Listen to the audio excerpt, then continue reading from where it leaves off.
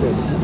ভারতীয় আধিপত্যবাদ আমাদের এই পরিবর্তনকে একেবারে স্বীকার করতে চায় না, পারলে আমাদেরকে একদিনে ধ্বংস করে দিতে চায়, এবং সেই জন্যে যা যা করবার দরকার সব তারা করছে, এই ছিল তার কথা। এবং এই জন্যে উনি বেশ চিন্তিত। উনি চাইছেন যে এই জন্যে সমস্ত জাতির ঐক্যবদ্ধ হওয়া দরকার, রাজনৈতিক দলগুলোর মধ্যে ঐক্যবদ্ধ হওয়া দরকার, কিন্তু দিল্লি এই ঐক্যটা দুর্বল হচ্ছে, এই জন্য উনি চিন্তিত, উনি বেশ খানিকটা হতাশ। আমরা আমাদের পক্ষ থেকে বলেছি যে না, এই প্রশ্নে আমরা সবাই এক থাকবো, আমাদের ডিফারেন্স থাকবে। সালিম ভাই যেটা পরে বললেন যে যেরকম করে ডাইভার্সিটি অ্যান্ড ইউনিটি হবে, আমাদের মধ্যে মত পার্থক্য থাকবে, কিন্তু মূল জাতীয় ইস্যুগুলোতে আমরা ঐক্যবদ্ধ থাকবো, সেই বিষয়গুলোটাকে বলেছি। উনি মোটামুটিভাবে আশ্বস্ত হয়েছে।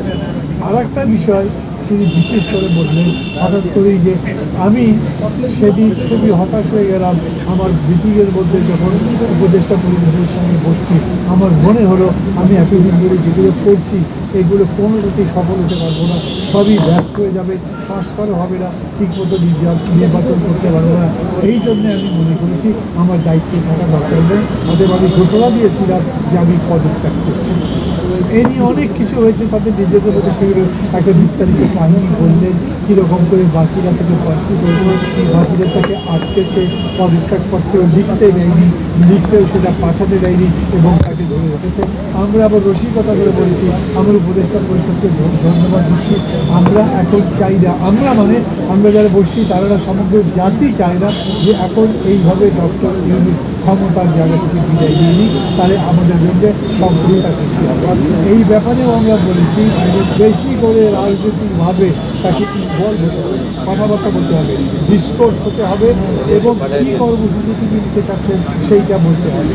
বেসিক্যালি যেহেতু রাজনীতিটা হচ্ছে নির্বাচন সামনে, সেই নির্বাচনের রোডম্যাপ তার বলা উচিত, এবং তিনি কীরকম করে নির্বাচন করতে চান, তার ডেডলাইন কবে, সেই সম্পর্কে তার বলা উচিত। উনি খুব স্পষ্ট করে বলেছেন, প্রথম বলেছেন যে যদি সংস্কার হয়, আমি তো বলেছি তাহলে ডিসেম্বর, আর যদি বেশি সংস্কার হয় তাহলে জুন। এর মধ্যে আমরা আলোচনা করে যেটা করতে পারি, কিন্তু আমি লিখে দিচ্ছি, দরকার লাগলে পদত্যাগপত্র হিসেবে লিখে দেবো যে জুনের পরে কোনোভাবে এটা গড়াবে না, তার আগে নির্বাচন হবে। যারা যারা সন্দেহ করে যে না আমি বোধহয় কোনো মত বাসছি, ক্ষমতা আরও কুক্ষিগত করতে চাই, দীর্ঘস্থায়ী করতে চাই, তাদেরকেও দরকার লাগলে আমি প্রভিশনারি রোডের মধ্যে করে মিলিয়ে বলবো যে আমি কোনোভাবেই আমার ক্ষমতা এক্সটেন্ড করতে চাই না, এই অন্তর্বর্তী সরকার ক্ষমতা আর বেশি বাড়াতে চাই না, সামনে বরঞ্চ একটা নির্বাচন দিয়ে নির্মাণের জন্য যা করা দরকার সেইটা আমি করবো। ধন্যবাদ আপনাদেরকে, ধন্যবাদ জানাচ্ছি। আমার একটা প্রয়োজন আছে, এই কারণে আমাকে যেতে হবে আর একটা টকশো, আরও নেতারা যারা আছেন তারা বন্ধুগণ। আজকে যে আয়োজনটা মূলত এটা ঘুরে হচ্ছে নির্বাচন। আপনি বলছেন যে প্রধান উপদেষ্টা বলছে যদি অল্প সংস্কার চায় তাহলে ডিসেম্বর নির্বাচন, বেশি হলে আগামী বছরে জুন। আসলে আপনারা কোন দিকে যাচ্ছেন? অল্প সংস্কার চাচ্ছেন না বেশি সংস্কার চাচ্ছেন? আপনারা কি দাবি করেছেন আপনাদের পক্ষ থেকে? আমাদের কাছে অল্প বেশি সংস্কারের বিষয় না, আমরা একটা ফেয়ার ইলেকশন চাই, তার জন্য যেটুকু দরকার সেটুকু করছি।